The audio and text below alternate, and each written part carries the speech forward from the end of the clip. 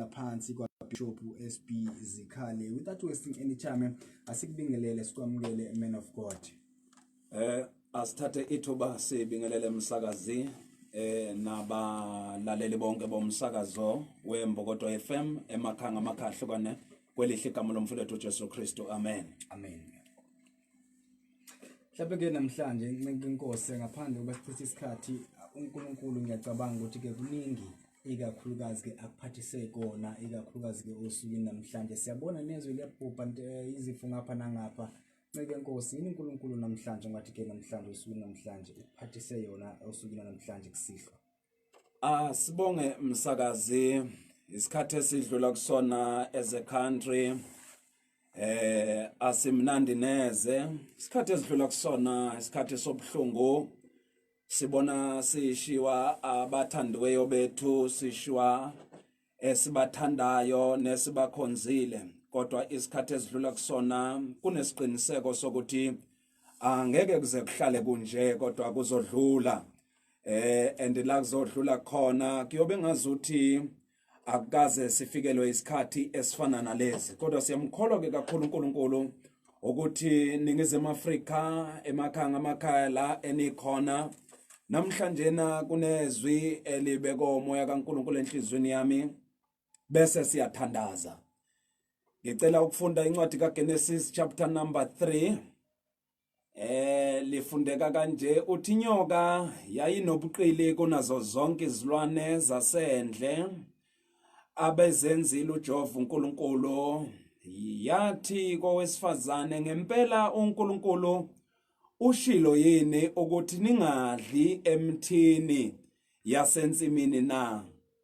Owesifazane wathi enyokeni singadla izithelo zemithi yasensimini kepha ngezithelo zomuthi ophakathi nensimu uNkulunkulu ushilo ukuthi ningazidli ningazithinti ukuba ningafi. Inyoka yathi kowesifazane aniyukufa nokufa kepha uNkulunkulu uyazi ukuthi mhla nizidla uyakuvuleka amehlo enu nibe njengoNkulunkulu nikwazi okuhle nokubi. Owesifazane la ngifuna sigcile khona kakhulu lithi ke iBhayibheli owesifazane ebona ukuthi umuthi ulungele ukudliwa nokuthi ubukeka emehlweni nokuthi umuthi unxanelekile ekuhlakaniphiseni wathatha izithelo zawo wadla wayisenika nendoda yakhe kanye nawo yadla. Father, this is your word namhlanje. Speak your heart egameni lika Jesu Kristu Nkosi yethu. Amen. Namhlanje na ebusuku moya kaNkulunkulu uvula lento moyeni wami ngendlela emangalisayo. Elithi iBhayibheli siyazi ukuthi uNkulunkulu eqaleni lithi iBhayibheli kulensimu le uyenze yena uNkulunkulu umeyenza yena wayitshala uNkulunkulu lithe seyitshalile uNkulunkulu wayihlobisa kwagebhoza imifula kulensimu yabhlaza yayinhle lensimu kodwa lithi iBhayibheli ebuhleni bayo lithi uNkulunkulu wayesebeka umuntu kuyona uma embeka lithi iBhayibheli wambeka ngesizathu sokuthi bekufanele umuntu nje eyinaka lensimu ayilime kamnandi ngesikhathi behleli la ensimini yaseEden beyingeningi izinto kade kufanele bazenze la ukuthi nje bavuke badle bavuke bathokoze kube mnandi emoyeni yabo ngoba lithi iBhayibheli njalo uNkulunkulu ubekadeke ehla nceke Nkosi ehlela ensimini yaseEden lithi iBhayibheli bavisitha bekade kukuyena uNkulunkulu ukuthi akazehlele uNkulunkulu ebavisitha bebengakhuleki baba ukuthi bacela uNkulunkulu ukuthi akehla suke ezulwini ehlele kubona kodwa bekukuyena uNkulunkulu ukuthi azehlele ahlale nabo uNkulunkulu beba nesizungu emengekho kumuntu umuntu benesizungu mengambonanga uNkulunkulu. There is why lithi iBhayibheli njalo ngokuthamba amakwelanga uNkulunkulu besuke ezulwini ehle azohlala nomuntu until kufike inyoka inyoka ifika izwi statement sayo ukuthi sithini ithi inyoka ngampela yini ushilo uNkulunkulu ngoba uthema eba place uNkulunkulu ebabeka la uNkulunkulu wabachazela umyalelo osimple kanjani mfowethu uthi kubona ningadla kuyona yonke le kodwa kulo uwodwa uNkulunkulu uNkulunkulu wabanikeza iassurance yokuthi abangene ebuningini bokudla kodwa kubunye bengawuthinti. Ukuzubona umuntu ukuthi udangerous kangakanani sometimes wadlula iprinciple kaNkulunkulu yobuningi waya entweni eyodwa kodwa ezokwazi ukumvalela imithombo uNkulunkulu akayivulile ukuthi bengadla kuyona yonke lemithi kodwa bengadli kowodwa. Bane chance labantu ukuthi namhlanje imenu uNkulunkulu akababeke kuyona ukuthi namhlanje badla kulokusasa bengadla kulokusasa bengadla uwodwa kuphela ongafanele badle kona. Umuntu wa rejecta yonke le uNkulunkulu akamnikeze yona. Umuntu wajombela ukuthi ayodla kulo uNkulunkulu angamnikezanga wona. Kodwa ukudla the way dangerous ngakhona lento umusudla kowodwa kuvele kugqibeke imithombo uNkulunkulu akade kunikeze yona. La khona okade udla khona mahala, la khona okade uthola izinto zakho mahala uNkulunkulu ekunikeze zona. Bese kule eyodwa uNkulunkulu akangakunikeze yona kune possibility ukudla la kuthi ungadlanga khona ukuthi kuvaleke imithombo la yala okade odla khona. Ithi iBhayibheli unyoka mayifika khona ithi nyoka ushilo yini uNkulunkulu ilandisa lo wesifazana ushilo yini uNkulunkulu ukuthi ningadli laphana. Uthi lo wesifazana nushilo uNkulunkulu ukuzubone kukhona la ngifuna ukufika khona sengiyaqeda khona manje. Lithi iBhayibheli what ushilo uNkulunkulu ukuthi singadli kulo yayana ngoba masike sadla khona. Ukhuluma iqiniso lo wesifazana uthi ushilo uNkulunkulu usiyalila uNkulunkulu ukuthi singadli kulona ngoba masike sadla kuona sizofa. Lithi iBhayibheli what uyazini yini esho njalo wamtshela izathu what ukuthi manike nadla khona nina lizobe senifana naye uNkulunkulu. Lithi iBhayibheli imideng esho njalo owesifazane lithi iBhayibheli amehla akho esewubuka ngolunye uhlobo umuthi. Indaba yami la ikhona isekuthenini once you give the devil a chance. Wow. Wanikeza uSathane indlebe ukuthi anyenyeze indlebeni zakho. Kukhona izinto lazima aladosia. Kukhona izinto ozoyibona ngenye indlela. There is why atobhala ngelinye ilanga athi ningamnikeza uSathane indawo ngoba uzungeza kanje ufuna ithuba intuba akangangena ngayo kumuntu.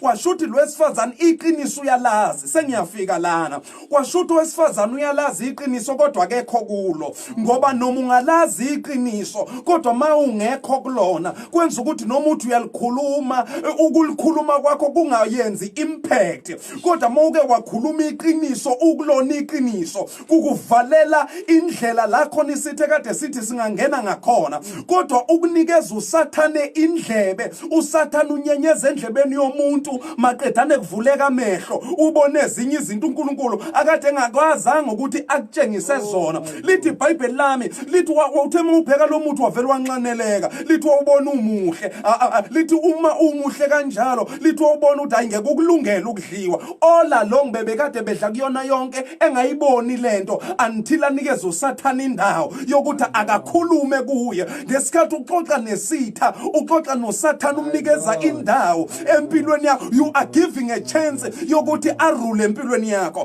Kodwa every time when you run away from the devil kukwenza ukuthi umeqinisweni lazi iqiniso obizelwe kulona lazi iqiniso olikhulumayo ngoba namhlanje we are having so many believers ayukuthi iqiniso abalazi iqiniso liyazeka kodwa bekhe eqinisweni. There is why ingekho impact kubazalwane abazalwane bawazi amavesi abazalwane balazizwe kodwa iproblem iyodwa ukuthi bakhuluma into abangekho kuyona. Mawuke wakhuluma into ongekho kuyona ayenzi impact.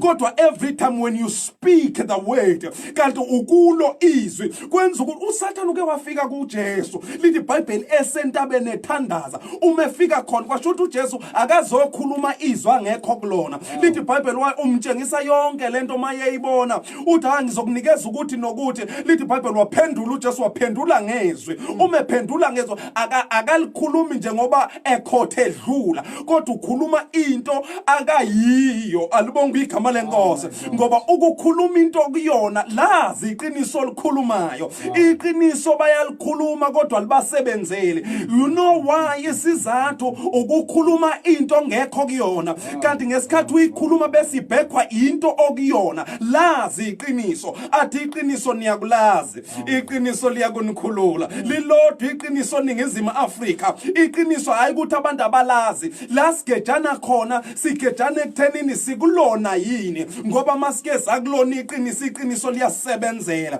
lithi wathi ushilo yini shilo yini ngesikhathi esho njalo ethi ushilo yini lithi ubheka umuntu wanxaneleka every time when you give the devil a chance to speak endlebeni zakho unikeza usathane intuba yokuthi akutshengise izinto kade ungayiboni empilweni yakho lithi wamtshengisa lezi zinto lithi wavela wasondela kuona umukho wavela wawukha lithi iBhayibheli wadla wanikeza nomyeni wakhe badla lithi iBhayibheli kanti izofika uNkulunkulu ngesikhathi efika for the first time bebalekela uNkulunkulu lithi iBhayibheli bezwa isound yeinyawo zakhe uNkulunkulu esefikile uma bezwa isound lithi iBhayibheli babaleka bacasha abacashanga kwenye indawo kodwa bacasha kuona lo muthi loyo uma becasha kona badle kona maqedane ba relaxa ngoba akekho dla bese baleka isikhathi esiningi la udle khona uvamsa ukugogomba la khona every time la udle khona uvamsa uba nendawo la ungacasha khona lithi iBhayibheli bacasha khona uma becasha la lithi wayeseqala uNkulunkulu for the first time wathi Adam where are you ukuphi le conversation yayingakazi ibe khona uNkulunkulu emfuna ngoba bebazi ukuthi bahlangana kuphi every time mawusudlile awukwazi ukudla uhlale lapho la uhlangana khona noNkulunkulu ukudla la kuthungadli khona kukususa la uhlangana khona noNkulunkulu akekho odlayo aphinda ahlangane noNkulunkulu edla kodwa ukudla ikhona ukukushifta ekuhlanganeni noNkulunkulu lithi iBhayibheli babaleka bacasha uNkulunkulu kwasekuvela iquestion wathi kuphi uNkulunkulu engakaze ababuza ukuthi bakuphi ngoba bebazi ukuthi bahlangana kuphi kukhona abakhalayo emakhaya kukhona abalilayo emakhaya abanye hayi ngoba beliliswa ukuthi kukhona abathakatha abathakathile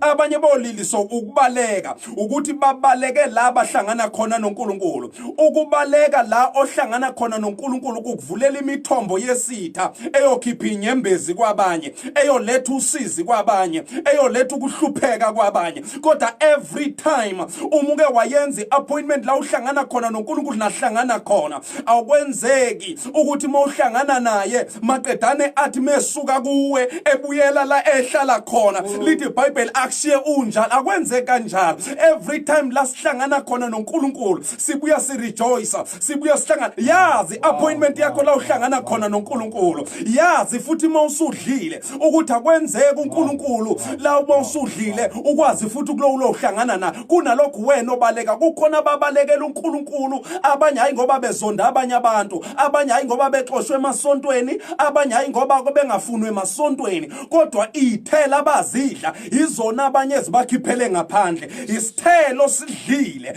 esikwenze wanje empilweni yakho hlezane namhlanje ubekwe izandla all over hlezane uthandazelwa all over hlezane kungenxa yesithelo sidlileyo isithelo sidlile sinokukususa emehlweni kaNkulunkulu uNkulunkulu hayi ukuthi wengababoni ngemfowethu sengifuna ukuvala hayi ukuthi uNkulunkulu wengababoni kodwa labahlangana khona wengababoni esefuna ke lento ke manje ukuthi ngabe bayavela yini obala Adam ukuphi wesethi uNkulunkulu ngithema sizwa inyawo zakho usondela kithi sibese siyibona for the first time sibese siyibona ukuthi asembethe nayo uNkulunkulu usethi uNkulunkulu kubo Adam utshela ubani ukuthi awembethe Oh God Adam ubani okutshelile ukuthi awumbethe wena ngoba from the first day ngikwenzile ngakubeka la I never tell you ukuthi wena awugqokanga I never tell you ukuthi kukhona izinto ezishodayo kuwena who told you this ubani okutshelele lezi zinto isitha sinendlela yokukwenza uyibone uyilento okade ungeyona ngizothi kuwena awuyona lento abantu abakubona uyiyona awuyona lento isithe sikubona uyiyona wena kukhona enye into uNkulunkulu akakubona uyiyona in his mind. That day ekwenzile, that day ufike emhlabeni kukhona indlela uNkulunkulu akakwenza wayiyona. Akuyona le abantu abakwenze wayiyona wena. Abanye bane low self esteem njengamanje, abanye indlela abenze kanjalo, abanye kungenxa yezinkulumo ezakhulunywa kubona, abanye banikezwe isithi indlebe. Namhlanje kwathiwa wena uyoba into yalutho, abantu bayithatha le nto bayilalela. Namhlanje uyibona ungento yalutho. Kukhona amazwi akhulunywa isithi empilweni yakho sathi sithi hayi wena ungcono niyahlupheka kini. Namhlanje uyibona ungoswele, ngobona ngofanele ukucela. Kodwa namhlanje ladies and gentlemen, ngizokhulumisa phezulu kwempilo yakho ukuthi awuyona leyo nto odlula kuyona, awusona leso simo abantu abakubuka ngaso, uyihlamvu yeso lika Jehova. Kukhona uJehova into akakwenze wayiyona wena. You are better wena. Kukhona izinto ezingcono uNkulunkulu akakufisela zona, ukuthi awukho la kufanele nihlangane khona noNkulunkulu. Every time la uNkulunkulu enanihlangana khona ngizokubizela khona ukuthi get back la khona uNkulunkulu enanihlangana khona. Ngoba hayi ukuthi abantu abazi ukuthi babehlangana phi noNkulunkulu. Uyalazi iqiniso liyakukhulula, iqiniso elizokukhulula. Namhlanje uyabamba uyayeka, you are up and down, akuhlangani lutho empilweni yakho. Angikhulume nawe ukuthi uyazi ukuthi nanihlangana phi noNkulunkulu. Lawa uhlangana noNkulunkulu buyela khona. Abantu ababuyele kuNkulunkulu. Isizwe Africa yonke, let us go back to God. Izifo zinje namhlanje, ikhamba likatholakala kuze kube namhlanje. Kuzanywa lokhu kuzanywa legaliki ikhambi, ngizothi lilodwa ikhambi. Ladies and gentlemen, ikhambi liyovela ekhaya. Ubuso bethu akebheke phezulu, athi bonke ababheka phezulu, athi ubuso babo bakhanya, athi abusoze bajabhiswa. Ngizothi amehlethe, let us our eyes be fixed unto the Lord. Amehlethe wabuka uNkulunkulu engumqalisi nomphelelisi. Iyofika ikorona iyodlula, kodwa izwi lakhe elimile kuze kube ngunaphakade. Sizokhuluma lelo lizwe empilweni yakho ukuthi isimo odlula kusona awuyophelela kusona, asiyophelela kwikorona. Ikorona izodlula kodwa izwi likaJehova limile, izwi elidabule emalanga abinomlilo. Sizokhuluma lelo lizwi elizovuka la ukhona, lithintitha amathambo la akushayile walala phansi, esifweni esikushaye walala phansi. Ngizothi the word of God is powerful. Wow. Liyokwaphula eziko lokufa. Ukuphi namhlanje ukhala inyembe zakho uyikhala kuphi? I'm about to close. Ulila kuphi njengoba ulila ahlangana lutho empilweni yakho? Ngizothi hlezane ayingenxa yomakhelwane bakho, hlezane ayingenxa yokuthi awufundanga wena, hlezane akungenxa yokuthi washo baba wengane, hlezane ayingoba wadivorce, hlezane ayingoba walahlekelwa umsebenzi. Kunje empilweni hlezana kuzona zonke izathu lezo ayibhekayo ukuthi ubaba ubesekhona, ukuba umama ubesekhona, mhlamba akuzona lezo zathu, kodwa izathu mhlezane nasi. Wadla emthini okwangafanele odle kuwo. Oh my God. Let me close. Oh my God. Baba, mawufunda isihloko salendaba, sithi umuntu uwela esonweni. Uyasibona ukuthi isono sikuphi? Malithi iBhayibheli umuntu wela esonweni. Ngifuna ubheka ivalue yakho njengamanje ukuthi ingakanani.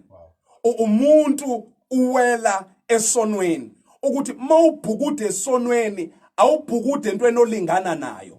Mawuke waya esonweni uzehlisa i-identity yakho. I-identity yakho usukuyifonqa, uyehlisa, uyisa phansi la khona isono, ngoba isono asikaze sibe ngaphezulu kwethu, asikaze sibe kwi-level yethu, asikho kwi-level nesono, kodwa isono kuyinto ephansi. Wazi ukuthi noma ngathi u-enjoya luphi uhlobo lwesono, u-enjoya into ephansi kunawo, une-level ephezulu kunesono.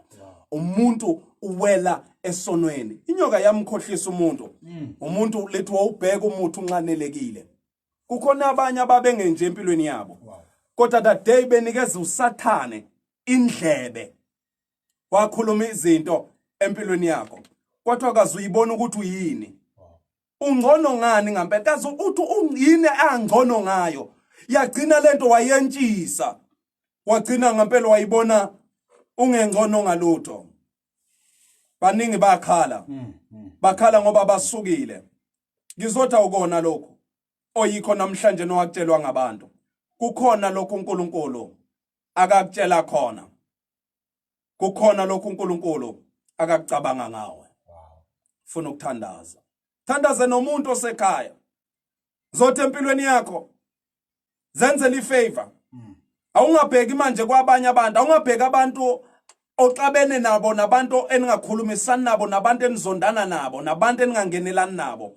Awubheki ukuthi kunje esimeni kungebe yimi na engadla la kwangafanele ngidle khona na. Mhlawumbe izimo odlula kuzo akufanele ngabe izimo ngabudlula kuzo. Hlezane izimo owayi-introduce wena kuzo. Uma uyi-introduceile angeke uzukhishwe womunye umuntu, uyoyikhipha wena. Adam ukuphi na? Wathi Nkosi, ngithe mangizwa izwi lakho ngase ngiyibona ukuthi angembethe. Wayesekhuluma lamazwi. Wathi ubani okutshele lokho? Angikaze ngikuxelele lento. Angikaze ngithi awumbethe mina. Lithi bayibona ubuze babo. Kunezinto ezibona ezirong empilweni yakhe eziningi. Uyibona umuntu onengqondo encane, uyibona umuntu owenza izinto ezingaphumeleli, uyibona umuntu ongento yalutho. Namhlanje kungenxa yezinto owazizwe endlebeni yakho. Ngizothi namhlanje awulalela izwi lika Jehova. You are more than a conqueror. Ungaphezulu komnqobi wena. Unamandla okwenza konke ngayo oqinisayo. Ladies and gentlemen, ngiyathandaza ebusuku. Lithi wasondela kubo. Lithi wababhincisa. Esebakhiphela ngaphandle. Ungaphumi ecebeni likaNkulunkulu. Ungadli la ngafanele udle khona. Ngoba once wadla la ngafanele udle khona, uNkulunkulu usuku usuxabene naye. Athi indlebe yakhe inzima ukuba ingezwe. Ningizimu Afrika, indlebe kaNkulunkulu inzima ukuba ingezwe. Nesandla sakhe asifinyezi ukuba singephulukise. Bese ethi kodwa ububi benu athi busithezile ubuso bukaJehova. Hlezani inyembezo ikhala namhlanje uthi kanti uphi lo uNkulunkulu? Uphi kanti lo uNkulunkulu kanti ububi bethu? Hleza namhlanje sithi uphi uNkulunkulu kunje namhlanje eningizimu Afrika nasemhlabeni wonke. Kanti uphi uNkulunkulu akaphendula ingani kwafa abantu kanje? Kwangelona icebo likaNkulunkulu ukuba singabulawa yicorona. Yayingekho leyo nto ecebeni likaNkulunkulu. Kodwa icebo likaNkulunkulu ngempilo yethu sengithandaza. Icebo lakhe uNkulunkulu kwakukuthi thina sifinyelele kokupheleleyo. Kwakukuthi asifinyelele eqinisweni elipheleleyo. Uma sike safinyelela eqinisweni, iqiniso bese liyasikhulula. Sihambe emhlabeni singabakhululekile, sihambe emhlabeni singaba ngasweli, sihambe emhlabeni siphila impilo kwi-abundance, impilo echichima. Ngiyathandaza baba lesimaya thulamazeya. Maya tu salimaya. Mebe kulazima niyala suya namaha. Elimasa dida suya nimaya kudaya. Selida su mikadiana lusa mariadro sime edekosa. Imanaila zemekedusa mandre edekosa lemaya. You are a good God. uNkulunkulu opheleleyo. Baba ebusuku banamhlanje siyabulela ukuthetha kwezwi lakho.